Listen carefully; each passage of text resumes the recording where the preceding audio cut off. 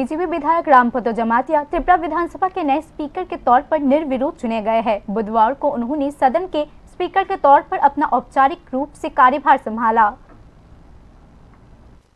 त्रिपुरा विधानसभा के बजट सत्र के चौथे दिन बुधवार को बीजेपी विधायक रामपतो जमातिया विधानसभा के स्पीकर के रूप में निर्विरोध चुने गए। क्योंकि कोई विरोधी उम्मीदवार नहीं था, इसलिए उनके चुनाव का प्रस्ताव सर्वसम्मति से पारित कर दिया गया। सत्ता पक्ष और विपक्ष दोनों खेमों के सदस्यों ने, जिनमें मुख्यमंत्री डॉक्टर मानिक शाह और वन मंत्री अनिमेश देबबर्मा भी शामिल थे, उनकी उम्मीदवारी के समर्थन में प्रस्ताव पेश किया। जानकारों का मानना है कि विधानसभा के भीतर बनाई यह आम सहमति राजनीतिक परिपक्वता का एक प्रमाण देती है। नवनियुक्त स्पीकर रामपतो जमातिया ने कहा कि उनका मुख्य उद्देश्य विधानसभा की गरिमा को बनाए रखना है। सम्मानीय सदस्यवृंद सबाइके नमस्कार, जतन खुलुमखा। आज त्रयोदश त्रिपुरा विधानसभार नवम अधिवेशनेर कार्यसूची अनुसारे आमाके त्रिपुरा विधानसभार अध्यक्ष पदे सर्वसम्मतिक्रमे निर्वाचित कराय आमी आपनादेर सकलेर प्रति आंतरिक कृतज्ञता और धन्यवाद ज्ञापन करछि। आमी सम्पूर्णभावे अवगत जे भारतीय संविधानेर अनुच्छेद अनुयायी परिचालित এই গণতান্ত্রিক ব্যবস্থায় विधानसभार अध्यक्ष पदটি अत्यंत मर्यादापूर्ण, गुरुत्वपूर्ण और दायित्वपूर्ण। এই गौरवमय दायित्व पालনের ক্ষেত্রে আপনাদের সকলের সহযোগিতা, পরামর্শ ও সমর্থন আমার একান্ত প্রয়োজন। আমি বিশ্বাস করি আপনাদের সম্মিলিত সহযোগিতা ও সহমর্মিতার মাধ্যমে এই গুরু দায়িত্ব যথাযথভাবে পালন করতে সক্ষম হব। मुख्यमंत्री डॉक्टर मानिक शाह ने विश्वास व्यक्त किया है कि रामपतो जमातिया का अनुभव विधानसभा की कार्यवाही के संचालन में अत्यंत मूल्यवान साबित होगा। स्पीकर महोदय, प्रथमेই আমি আপনাকে সম্বোধন করলাম as a leader of the house. আজকে অত্যন্ত আনন্দের দিন যে আপনার মতো একজন ব্যক্তিত্ব এবং বহুদিন আপনি দুবারের বিধায়ক, পাশাপাশি সামাজিক কাজে এবং রাজনীতির সাথে আপনি বহুদিন ধরে জড়িত এবং আপনি মন্ত্রীও ছিলেন আমাদের ত্রিপুরা সরকারের। সেই জায়গায় আমি সমস্ত ত্রিপুরাবাসীর পক্ষ থেকে এবং বিশেষ করে এখানে অপোজিশন লিডারও আছেন এবং সমস্ত যারা আমাদের ট্রেজারি বেঞ্চে আছেন, অপোজিশনে যারা আছেন, সবার পক্ষ থেকে আপনাকে হার্দিক অভিনন্দন ও শুভেচ্ছা জানাচ্ছি। এবং আমরা আশা করি যে আপনি যা এই চেয়ারের মর্যাদা, নিরপেক্ষতা বজায় রেখে আপনি সবসময় কাজ করবেন এবং আপনার এই যে নতুন একটা দায়িত্ব আপনার পড়লো সেটা যেন একটা ইতিহাসে লেখা হয়ে থাকে, সেই আশা রেখে আমার কথা বলা শেষ করছি। আপনাকে অসংখ্য ধন্যবাদ। इसी बीच स्पीकर की भूमिका के महत्व को रेखांकित करते हुए विपक्ष के नेता जितेंद्र चौधरी ने उन्हें बधाई दी। विपक्ष के नेता जितेंद्र चौधरी ने उम्मीद जताई कि विपक्ष के संख्या बल कम होने के बावजूद उन्हें अपनी राय और चिंताओं को व्यक्त करने के पर्याप्त अवसर सुनिश्चित किए जाएंगे और विधानसभा की गरिमा को बनाए रखा जाएगा। এবং আমার ব্যক্তিগত তরফ থেকে আপনাকে অভিনন্দন জানাচ্ছি।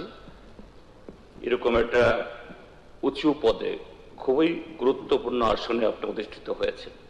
আমরা প্রত্যেকেই কোনো একটা দল থেকে নির্বাচিত, আপনি নির্বাচিত হয়ে এসেছেন। তারপরেও কোনো চেয়ারে যখন আমরা যাই তখন যে দলের ঊর্ধ্বে উঠে সেই চেয়ার এবং সেই চেয়ার থেকে গোটা রাজ্যকে, গোটা সমাজকে, গোটা ভবিষ্যৎকে সেভাবে আমাদের তার বিচার করতে হয়। আমরা আশা করব স্যার যে এই বিধায়ক হিসাবে, আপনি মন্ত্রী ছিলেন বিগত টার্মে, আমি তখন ছিলাম না, কিন্তু বিধায়ক হিসাবে গত 3টে টার্ম দেখেছি এবং রাজনীতিতে জয়েন করার আগে সামাজিক সাংস্কৃতিক বিভিন্ন কর্মসূচিতে আপনার যে নিষ্ঠা এবং লেগে থাকার যে প্রবণতা, যে না আমি তার সাথে আছি, কাজে এই ক্ষেত্রটিও আপনি সফল কাম হবেন এবং সেভাবেই আপনি চালাতে পারবেন এই আস্থা ব্যক্ত করে আবারও আপনাকে অভিনন্দন এবং শুভেচ্ছা জানিয়ে আমার বক্তব্য শেষ করছি। ধন্যবাদ। कांग्रेस विधायक दल के नेता बिरजन सिन्हा ने भी नवनियुक्त स्पीकर रामपद जमातिया को बधाई दी।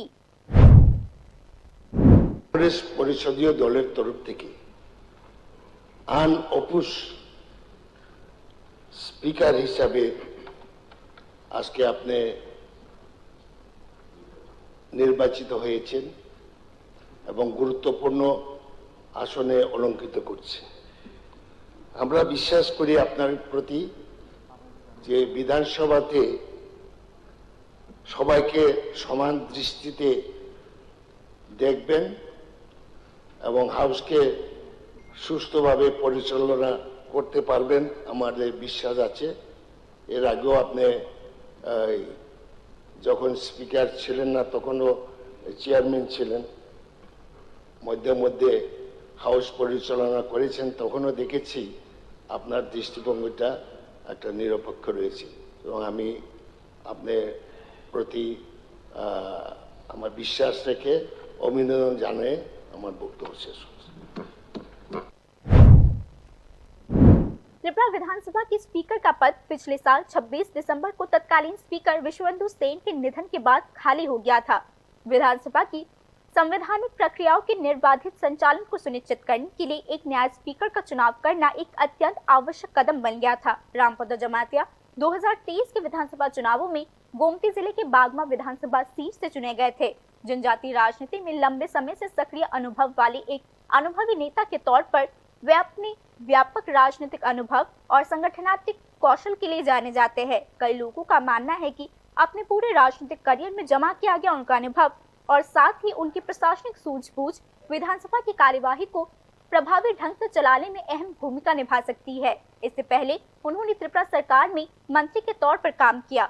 मुख्यमंत्री डॉक्टर मानिक शाह के नेतृत्व वाले मंत्रिमंडल में उन्होंने जनजाति कल्याण के साथ साथ उद्योग और वाणिज्य विभाग भी संभाला है।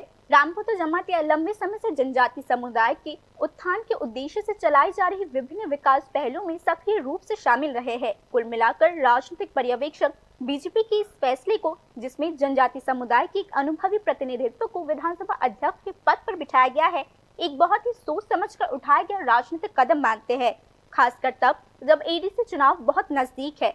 इस कदम के जरिए बीजेपी न केवल पहाड़ी इलाकों में रहने वाले जनजाति समुदाय के प्रति सम्मान का संदेश देती है, बल्कि भविष्य के चुनावी समीकरण से पहले अपनी राजनीतिक जमीन मजबूत करने के लिए एक राजनीतिक दाव भी चलती है और साथ ही अपने गठबंधन सहयोगियों के साथ तालमेल बिठाकर बनाए रखती है।